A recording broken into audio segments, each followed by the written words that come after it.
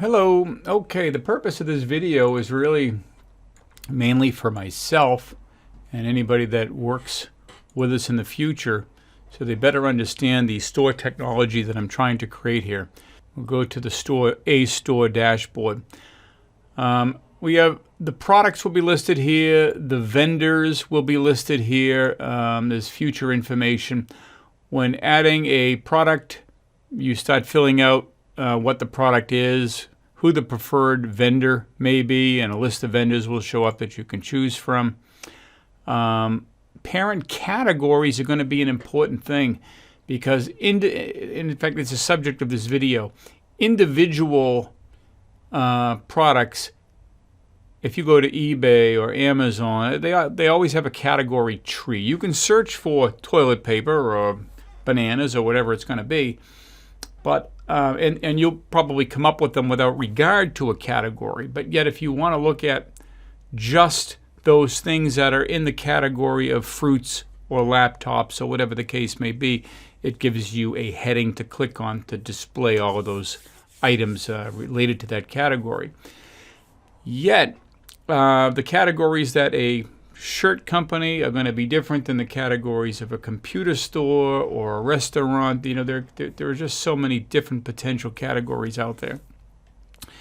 Now, we want any store owner to be able to create their own categories for their own purposes, but yet we also have a bigger vision of many stores under one roof, in basically a mall concept. Similar, Amazon has stores, eBay has stores. A lot of these companies are doing this. This is something that I've been aware of, that I've been trying to take a stab at off and on for 15 years. And I'm finally up at bat, and I really feel like I have enough knowledge of all the issues at hand to be able to implement this.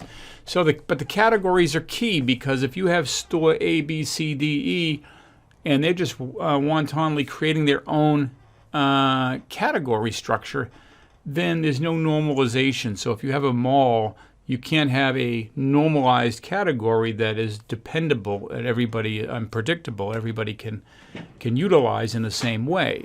Not to mention, you could have people create category names that are profane or completely nonsensical. So what I have constructed for another project was a category builder. Let me see here. Okay, so these are category trees, for instance, for a Northern Marine website, and I'm going to be selling this publicly in time. I've entered in all the categories specific to sailboats, powerboats, and so on, and then you're adding a product, you pick these different things along the way. However, unlike if we click on vessels, of course, we have all this already built out. But if we click on the route for the mall, which is we're currently working on, there are no subcategories listed. We haven't created those yet. So I had to write some new code for importing this sort of thing. And so what I've decided upon is Google has its own category structures for its own shopping cart environment. If you're familiar with Google Shopping, and it doesn't differ from Amazon or eBay. They all have their own. It's called a taxonomy. Here we see listed every single parent category and the child categories beneath it that make up everything that you can buy on Google Shopping. And this includes both products and services. It's all there. In this case, there are 3,180 line items. And so I wrote the code so that we can get through all of these, and it looks something like this. And here we loop through the product data, and depending on whether it's going up in category structure or down in category structure or remaining the same, the order number or position changes, and we add all that information to the database. So this code is going to sort through this and deposit it in our database. And I'm going to run this file right here, the CSV to DB, which means to database right now, so you can see how that works. You can see this circular in the top left corner indicating that it's loading. Okay, it's done. And here it is. The color coding I've inserted just to make it obvious what's happening. You know, like for instance, we have the green and the blue is an indent. It indicates a subcategory, and the red indicates a subcategory off of it. The gold indicates we've been stable, so those are all a part of that parent category. And those types of indents occur throughout this category structure.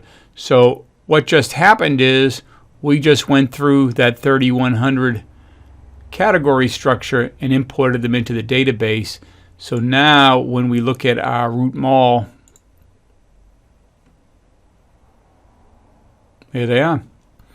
These are all the parent categories, just like you would see if you went to a website, the child categories, and so on.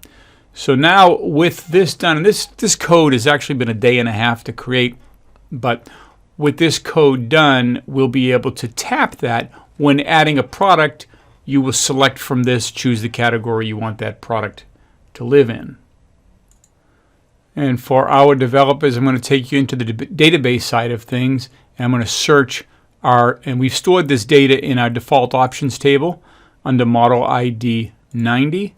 I'm going to search for that, and you can see how this lays out in the database table. You have a parent group and category ID relationship. So when I put an item in the database, it shows here what is the parent group that this particular category should live in. So you see category ID 297. This one's parent group is 297. So I know bags and packs falls under apparel and accessories. The same thing down here, you see 297 as parent group for belts and billfolds. And eyewear, they're all going to be subcategories of apparel, accessories, and so on. So that's how that relates. On the far right-hand side, under option description, you see these 5-digit numbers. These are actually Google's own category IDs. This will be a value in the event we interact between Google and ourselves. We'll know exactly what category ID they used, and that'll help us with a bigger picture, which is a lot, for instance, adding something on our store that appears in our mall that can also appear on Google Shopping out there somewhere simply because we know what category it belongs in. That'll take something out of the equation and make it easier for us to mesh with their technology. And since they're a standardized technology worldwide, it'll help us mesh with other sharing entities like Sellbrite and others like those that are in the business of circulating a single product on multiple channels, like Newegg and eBay and Amazon, where we could add our one product to our store in our mall and have it simultaneously appear in all of these other places, which is kind of an end game. That's it. That'll give anyone looking at this an idea of how CompuMatter's store technology at this foundational level is coming together. And more importantly, how to import the Google category structure into our own store technology. Thanks for watching.